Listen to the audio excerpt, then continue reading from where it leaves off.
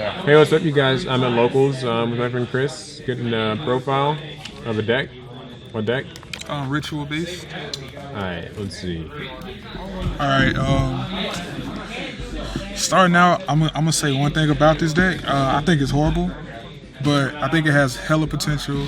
I mean, it showed that it has hella potential, and I don't know. I guess I just got to figure out how to play it a little better. But this is it's a really decent deck, and I'm gonna work with different builds and try to figure out what I like best and what plays best. So starting out, I play the one Thunder King Ryo. It's just good against the format. Everything searches, and I mean I don't really have to explain him anymore. He does. He stops the search, and he can stop the inherit summon also. He can negate it. You play 3 Elder. Elder is the #1 tamer to have in your opening hand. He lets you normal summon again. Potentially a beast. I mean, potentially any ritual beast in the deck if you draw it, and he lets you normal summon it again. Lets you get into your fusion plays a lot quicker. In my opinion, the best. It's like my opinion. Win is the best because you have so many cards banished.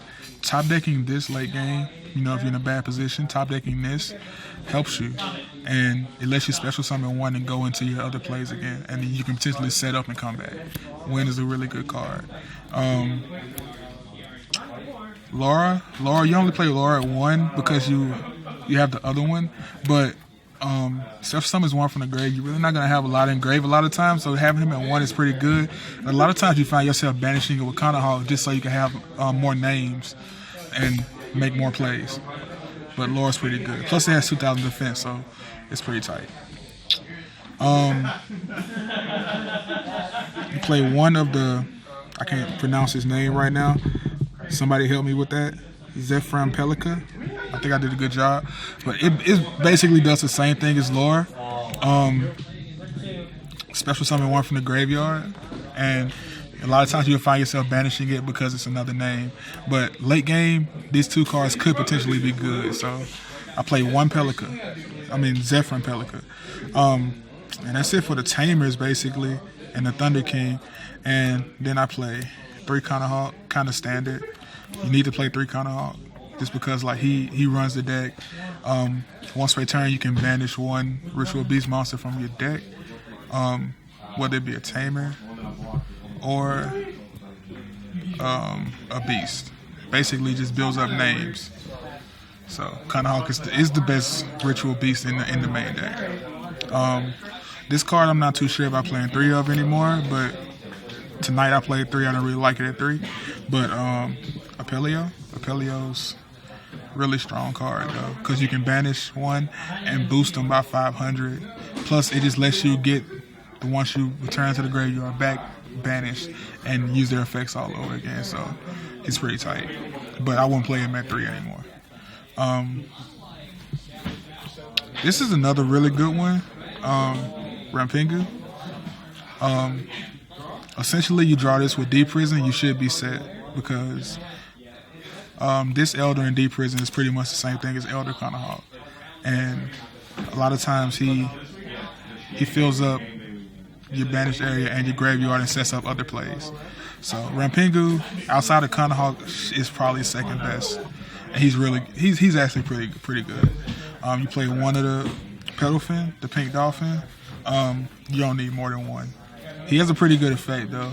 You can banish 1 from your hand and bounce 1 card on your opponent's side of the field. So you play him at 1, and that's pretty much the monsters in the deck. Play the 1 bond. When I do draw it, it comes in handy. But sometimes late game you might draw, you don't need it. It's pretty useless, but it's actually pretty good, in my opinion. But I would only play this card at 1. Play 3 Upstart Goblin. For so-called consistency, but I mean I like this card because a lot of times, sometimes you might draw 2. It's pretty. I don't even have to explain this card anymore, but yeah, it's Upstart Goblin. I play 3 of those. I only play 2 Teleport. I'm iffy about this card right now. That's why I'm only playing it at 2. I don't know yet.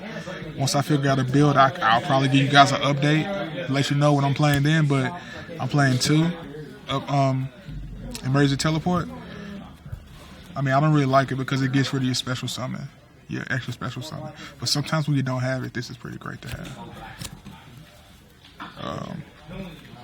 Play 2 MST. My opinion, this card is too good not to play in the main deck. A lot of people took it out in the last format, and I see them doing this format also. But this card is still too good to play. It lets you just hit stuff before it's a problem, like the Fire Lakes and the floodgates that you know your opponent have, or even in mirror matches against this deck, you know your opponent has a steed or the ambush, so you get rid of the problem now before it even has a chance to be activated and do damage.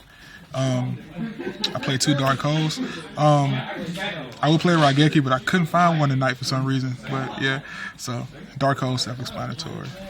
Play D-Fissure because, I mean, everything being banished is not a problem with this deck, so this is a really good card. Traps, I played 3 Ambush. 3 Steeds, I'm sorry. Destroy monsters on your opponent's side of the field up to the amount of Ritual Beast monsters you control.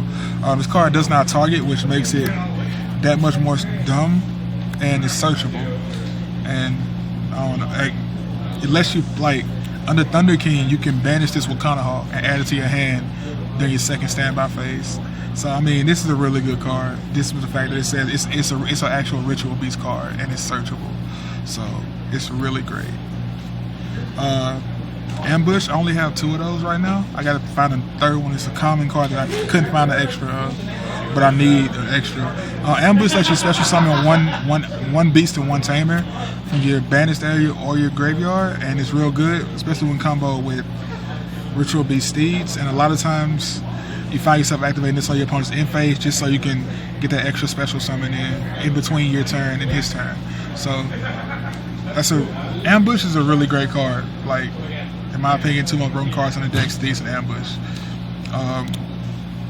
Rest of the traps, I played 2 Breakthrough Skill. I think it's better than Fiendish right now. Just simply because, like, the game is real back row heavy. You don't want it sitting there, so I think this card is way better than Fiendish Chain right now. Self-explanatory though, you know how to play that card. Play 1 Vanity's Emptiness, Floodgate. It's too good not to play in every deck, in my opinion. A lot of times in this deck, you just set up and you set up with the big play Vanities, and your opponent can't do anything. A lot of times it'll be gone the next turn. But yeah, I mean, it'll be gone the next turn, and you don't really have to worry about it because at that moment your opponent has been stalled, and you can pretty much run them over and set up, put yourself in great position and win the game. 1 Tyranno Tribute, self-explanatory. Macrocosmos, same reason I played D-Fissure, it's real good, and 1 Ring of Destruction. And that's it for the main deck. Like I said, it's decent. I'm gonna work with it some more and see what I can come up with. But for the extra deck,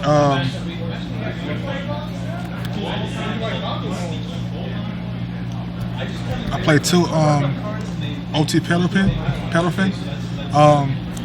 He's just a wall. You build up a wall. 2800 defense, can't be destroyed by card effects. Real good. That's pretty much his only purpose. You play 3 of the main fusion that you go into a lot, combo-wise. OT Kanahawk lets you pretty much add Steeds, Ambush, or any other Ritual Beast card to your hand, and he's real good. He's just real good. Like, you go into him probably 2 or 3 times a turn, and only end up getting 2 cards from your deck. So I mean, in a sense, that doesn't sound great, but when the 2 cards are Ambush and Steed, like it's pretty deadly because your opponent, it pretty much puts your opponent at a disadvantage because they cannot play Yu-Gi-Oh! Because they'll summon 2 monsters or 3 monsters, and then you'll hit all 3 of them, and nothing they can do about it. Play 3 OT Apelio. He's a beater, 2600. When he attacks, he's unaffected by card effects. So all the mirror forces, the dimensional fissures, all that stuff, he's unaffected by it. People play around him a lot though. They'll just activate something before you attack or something like that. But in a sense, like, it really doesn't matter at that. At that point, because they activate it, then you just tag out and then make another one. So, he's pretty good, OT Apelio. And my opinion, the MVP of the extra deck is OT Gaia Apelio. He's real good because he's pretty much Herculinos. You banish one from your hand to negate the activation of an effect, spell, trap, or monster effect, and destroy that card. So he's pretty good. And he's 3,200, and then he can keep the boost from Apelio if it's activated that way. Play one Abyss Dweller, one Leviair, one Exiting Knight, and I'm missing 2 cards from extra deck, potentially Lightning Shidori and a Diamond Direwolf, but that's pretty much my deck. I'm not going to show the side because it's pretty irrelevant right now. So okay, so that's the deck profile. Any other words about it? Stuff you might change? Like I said, I think this deck is I think it's real decent. Like I said, it was my first time really playing with it, and I like it. I like it a lot, but I see the flaws in it, and I see where it can be better, and I see what changes I need to make, because in my opinion, I will not play more than 2 of this card, 2 Apelio, and of course I'm gonna actually finish it and get the rest of the cards for it, like stuff I'm missing, but I'm not too sure about Emergency Teleport. It is what it is. It's a cool card. But I don't know. I'm gonna test it out at 3 and see what happens. I don't think I'm gonna like it at 3, because a lot of times you'll open it and it's not that great, to be honest with you. But the one thing I know about this deck, the chances of you bricking are pretty good, and that's a bad thing in Yu-Gi-Oh, because you don't want to brick. And a lot of times you'll just draw Tamers and no Beast, and it's nothing you can do. And you can't really play Yu-Gi-Oh that way with this deck, per se. Like, you draw the monsters, but you can't really do anything with them. Other than that, man, I'll make a couple subtle changes. Probably try to find ways to get to my Thunder King faster, especially in this format. Play Summoner Monk or something like that. But other than that, I'm gonna play with the deck some more. I'm gonna tweak it a little bit, and I'm probably just gonna max it out, max rare it out, and All right, well, blame Yu-Gi-Oh. The profile, guys. Leave comments with your thoughts. Give the video a like. Check the description for a chance to win a Clash of Rebellion booster box. And subscribe for more Yu-Gi-Oh. Thanks again. Peace.